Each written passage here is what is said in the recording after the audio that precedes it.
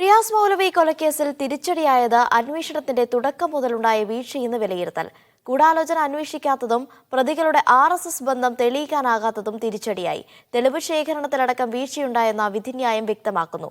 ലഭ്യമായ തെളിവുകൾ പരിഗണിക്കാത്ത ജഡ്ജിന്റെ സമീപനവും വിമർശന വിധേയമാണ്. RSS പ്രവർത്തകരായ പ്രതികൾ തങ്ങളുടെ മുസ്ലിം വിരോധം കാരണം റിയാസ് മൗലവിയെ കൊലപ്പെടുത്തിയെന്നാണ് കുറ്റപത്രത്തിലെ ആരോപണം. എന്നാൽ ഇത് രണ്ടും തെളിയിക്കാൻ ആവശ്യമായ വസ്തുതകൾ ഹാജരാക്കുന്നതിൽ പ്രോസിക്യൂഷൻ പരാജയപ്പെട്ടെന്ന് വിധിന്യായം ചൂണ്ടിക്കാണിക്കുന്നു.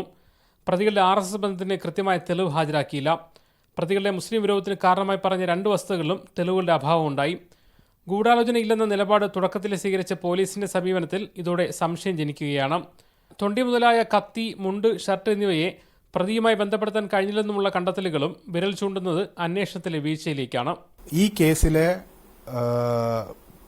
പ്രതികളുടെ RSS ബന്ധം, ഈ കേസിലെ ഗൂഢാലോചന തുടങ്ങിയ കാര്യങ്ങളിൽ കൃത്യമായ അന്വേഷണം നടത്തണമെന്ന് നിരന്തരമായ ആവശ്യം ഉന്നയിക്കപ്പെട്ടിട്ടും കേസിൽ ഗൂഢാലോചനയുമായി ബന്ധപ്പെട്ട അന്വേഷണത്തിന് പോലീസ് തയ്യാറായില്ല എന്നുള്ളത് RSSനെ സംരക്ഷിക്കുവാൻ വേണ്ടിയുള്ള ശ്രമം തുടക്കം മുതൽ തന്നെ കേസിൽ ഉണ്ടായിരുന്നു എന്ന് വ്യക്തമാക്കുന്ന ഒരു കാര്യമാണ്.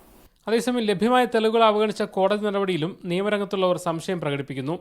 പ്രതിഭാഗം ഉന്നയിക്കാത്ത സംശയങ്ങൾ ഉന്നയിച്ച് തെളിവുകൾ തള്ളിക്കളഞ്ഞാണ് RSSകാരായ പ്രതികളെ വെറുതെ വിട്ട വിധിയിലേക്ക് എത്തിയതെന്നാണ് പ്രോസിക്യൂഷൻ വിമർശം. ഇതിലെ അവൈലബിളായ തെളിവുകൾ ഉൾപ്പെടുത്തിക്കൊണ്ട് തന്നെ പ്രതികളെ ശിക്ഷിക്കാൻ കഴിയുന്ന ഒരു സാഹചര്യം പരിശോധിക്കപ്പെടേണ്ടതാണ്. ഈ പ്രതികൾക്കെതിരെയുള്ള അപ്പീലിന് സാധ്യതയുണ്ട് എന്നാണ് എനിക്ക് തോന്നുന്നത്. കുടകിൽ നിന്നുള്ള മദ്രസാധ്യാപകനായിരുന്ന റിയാസ് മൗലവിയുടെ കൊലപാതകത്തിൽ നീതി ലഭിക്കാത്തതിന് ആരാണ് കുറ്റക്കാരാണെന്ന മൗലവിയുടെ കുടുംബത്തിന്റെയും കാസർഗോഡുകാരുടെയും ചോദ്യവും ഉത്തരം ലഭിക്കാതെ കിടക്കുകയാണ്. മുഹമ്മദ് അസ്ലം, മീഡിയ 1, കോഴിക്കോട്.